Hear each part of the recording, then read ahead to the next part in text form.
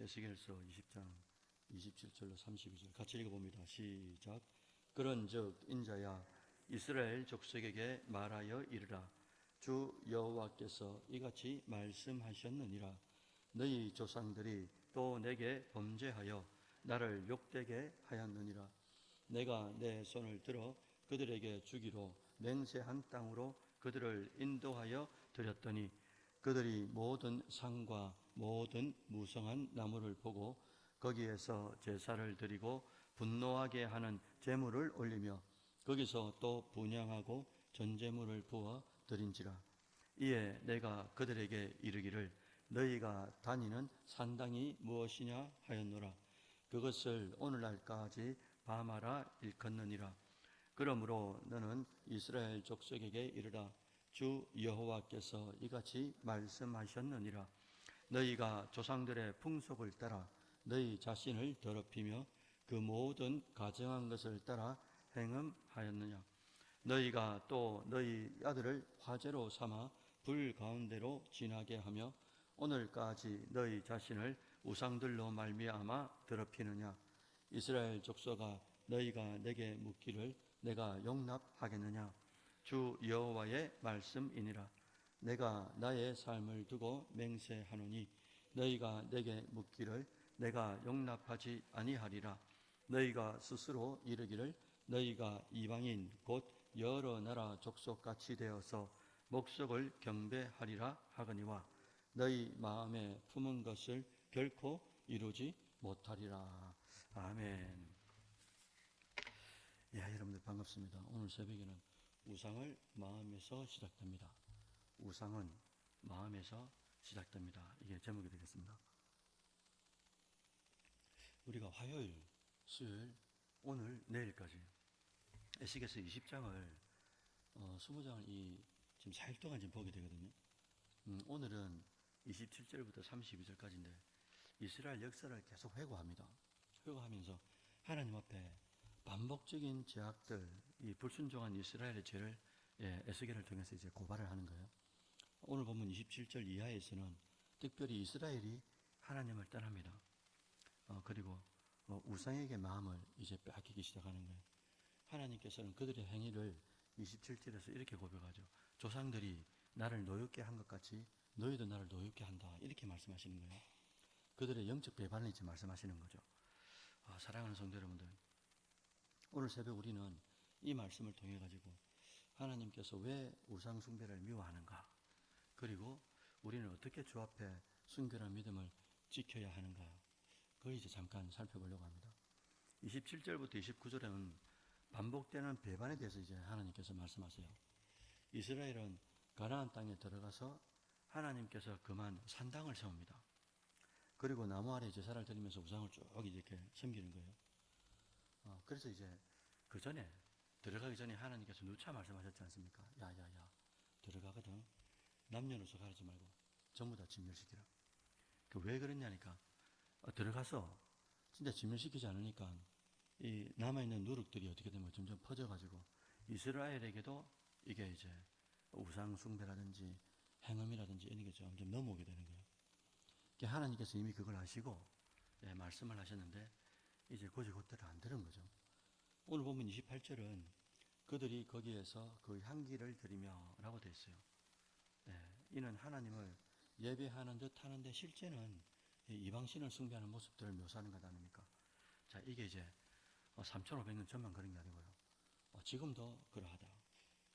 지금도 그러하다. 겉으로는 신앙하고 예배하는 것 같아도 오늘 설교 제목이 우상은 마음에서 시작된다고 말씀드렸잖아요. 하나님께서 중심을 보시는데 우리 마음의 중심에 이 세상의 욕망의 물결, 또 자기 만족에 대한 욕망들, 이런 것들이 만약에 자리 잡고 있다. 그러면 그게 바로 뭐가 되냐니까 이 시대 때, 에스겔 시대 때에 바로 이제 산당이 되는 거죠. 그게 또 이게 우상이 되는 것 아니겠습니까? 그래서 하나님은 우리의 외모, 형식이 아니고요. 이게 마음을 중심을 자꾸 달라 그러는 거죠. 네 마음을 달라 이거죠. 마음을 달라고. 왜 그러느냐니까 마음이 생명의 근원이고 마음이 우리 전체가 다 되니까 그렇습니다. 30절, 31절에서는 우상은 결국 마음의 문제다라고 지적하는 것이래요. 그래서 30절에 보니까 너희가 너희 조상들의 가증한 일을 더럽혀 행하고 있다. 이렇게 이제 뭐 다시 묻는 거죠, 우리한테. 즉 단순한 이 과거의 죄가 아니고 현재의 삶 속에서도 여전히 우상이 자리 잡고 있다는 것을 이제 하나님이 피력하는 겁니다. 특히나 31절에서는 두 가지 하나님께 우상이 되는 것을 직접 이제 말씀해 주셨어요. 어떤 죄악까지 말씀하셨느냐, 이게 오늘 이제 핵심인데, 새벽에 31절 초반부에 보면 이렇게 되어 있어요. 너희가 또 너희 아들을 화제로 삼아 불 가운데로 지나게 한다, 이렇게 되어 있습니다. 이 뭐냐, 이게 살아가는 아들을, 자녀를 제물로 삼아가지고 우상을 드린다 이거예요. 이게 가나안 땅의 핵심적인 우상이었습니다. 가나안 땅의 우상이 뭐였냐니까, 우상 신이 몰렉이라는 신이 있었거든요. 이 신은 자기 자식들, 이 자식을 화제, 그러니까 불로 태워서 드리는 제사. 사랑하는 자녀를 불로 태워서 몰렉 신에게 우상 제물로 바치는데, 이 이스라엘 백성들이 그렇게 하고 있었던 거죠. 아들을 제물로 삼아 불로 태운다, 이 말은, 불로 태운다라는 말은 제물을 드린단 말이거든요. 그러니까 이 행위를 하나님 어떻게 본단 말입니까? 극대노하시는 거지, 하나님이. 완전히 배반적인 행위니까. 자기 자식을 불로 태워서 그것도 우방신에게 드린다. 있을 수 없는 일 아니겠습니까? 거기다가 이제 31절 후반부에는 또 이렇게 기록하는 거예요. 오늘까지 너희 자신을 우상들로 말미암아 더럽혔다라고 말씀하세요. 여러분, 우리가 더럽혀지는 결정적 이유가 뭐냐? 금방 그렇지 않습니까? 31절 중후반부에 보면 우상들로 인해서 우리가 더럽혀진다라고 딱 정확하게 이제 명시를 해놨어요. 우리가 더럽혀지는데, 더러워지는데, 그 더러워지는 이유가 뭐라 보니까 우상숭배 때문이다. 우상 때문이다. 그렇게 말씀하신 거예요. 특히나 외부의 우상보다도 먼저 너희들 안에 있는 욕심들, 세상적인 가치, 세상적인 성공, 그게 이제 우리 성도들의 마음속에 딱 들어오게 되면 이것이 바로 스스로 자기 일을 이제 우상화 만드는 거죠. 내가 성공해야 된다. 누가 우상이 된단 말입니까? 결국은 자기를 우상화시킨다는 거죠.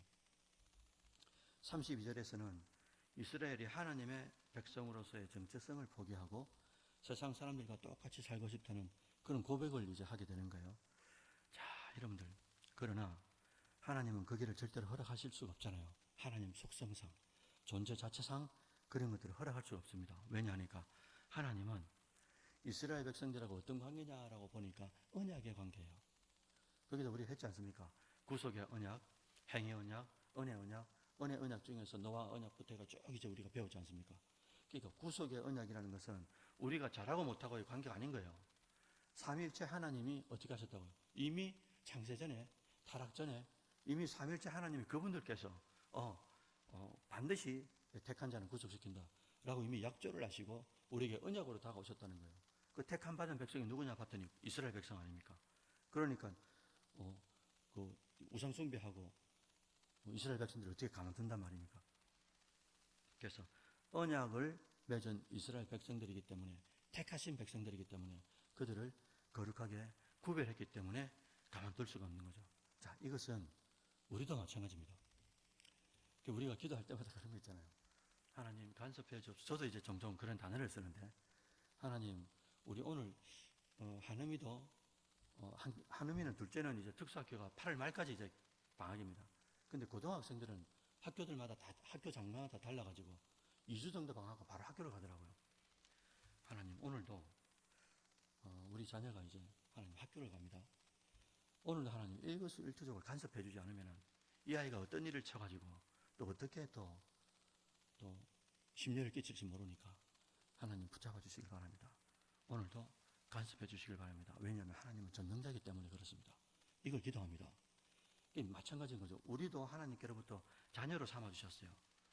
자녀로 삼아주셨는데 우리가 계속 기도하니 간섭해 달라는 거예요. 근데 실제로 간섭하면 싫은 거죠. 우리가 약간이라도 이 격기를 간다고 하면 지팡이나 막대기로 탁탁탁탁탁 치어서 이제 안으로 들어가도록 하잖아요. 양들이 가는 길을 가도록 하는데 독특한 양들이 있단 말입니다. 저도 그렇고 갓길로 나가고 싶어 하는 그런 욕심들이 있잖아요. 욕망들이 있고 그때마다 하나님 탁 칩니다. 그게 건강이든 물질이든 자녀든 어떤 형태로든지 탁 치면 아주 아프죠. 그럼 이게 하나님께서 치신다라고 간섭해 달라고 해놓고 우리는 이제 그 간섭을 하나님 걸로 못 받아들이는 경우가 대단히 많다라는 거죠. 그러지 마라 이거죠. 그래서 어떤 이 땅에 사는 동안에 어떤 현상이 일어나도 어떤 현상도 하나님이 허락하지 않으면 일어날 수가 없어요. 어떤 현상도 하나님이 허락하지 않는데 어떻게 일어난단 말입니까? 전능자인데. 그러니까 혹 우리가 볼 때 악하거나 우리가 볼 때 야, 저런 일이 일어날 수 있을까? 라는 캐치안이 붙는 그런 일들이라도 하나님이 허락하기 때문에 섭리하시는 거다. 이걸 믿고 그 안으로 그냥 담대하게 들어가면 되는데 왜 그럴까? 막 복잡하게 생각하니까 원망하고 불평하고 애굽에서 나왔는데도 계속적으로 불평하고 있는 거죠. 세상과 똑같이 살고 싶고 세상처럼 즐기고 싶을 때가 여러분 간간히 왜 없겠어요? 그렇지 않들도 육체를 가지고 있으니까. 그러나 하나님께서는 우리를 부르셨어요. 그리고 그분의 거룩한 백성 예배하는 자로 계속적으로 세워주십니다. 그러니까 하나님은 우리의 분명한 정체성, 곧 그리스도인다운, 크리스찬다운 삶을 원하신다는 거죠. 그렇기 때문에 하나님은 계속 간섭하시는 거죠. 우리도 간섭해달라고 간구하는 거고.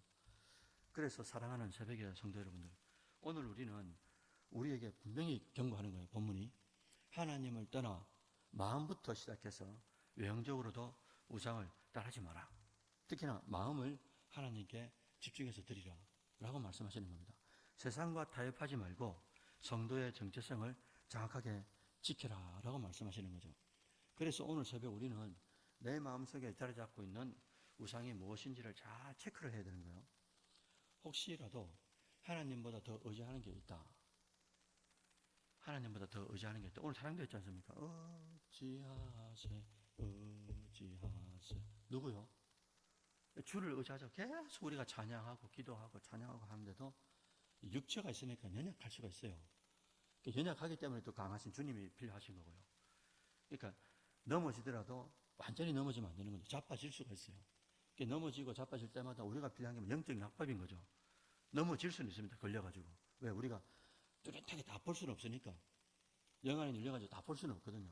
가다가 넘어지고 자빠지고 쓰러지고 해요. 그때 넘어지면서도 그냥 잘 넘어지면 됩니다. 그걸 영적 약법이라고 그러죠. 그래서 유도하는 데 가면 제일 먼저 배우는 게 뭐냐 하면 이제 나중에 세월이 좀 지나면은 납법을 배운다 하더라고요. 넘어지는데 어떻게 한다고요? 잘 넘어지는 거예요. 이게 넘어지면서 어떻게 합니까? 바로 일어나지 않습니까? 그게 납법이잖아요. 넘어지는데 바로 일어나는 거. 이게 우리도 뭐 넘어질 수 있죠. 바람에 흔들릴 수 있고 유혹을 받을 수도 있고요. 하물며 예수님도 유혹을 받는데 우리가 뭐라고 유혹을 안 받겠습니까? 그러나 계속 그게 넘어진 자리에 개돼지처럼 넘어졌는데 거기서 이제 청소를 다 해놨는데 거기다가 더 더럽힐 수는 없다 아닙니까? 그래서 강단의 세상과 똑같이 살고 싶은 유혹들이 왜 없겠어요? 또한 세상이 부러울 때도 왜 없겠습니까? 흔들릴 수는 있지만 넘어가서는 안 된다는 거죠. 그래서 이제 결론을 이렇게 내려요. 잠시 잠깐의 나그네 같은 인생이죠. 그리고 잠시 보이다가 사라지는 이슬 같은 우리의 이제 인생이라고 성경은 말합니다.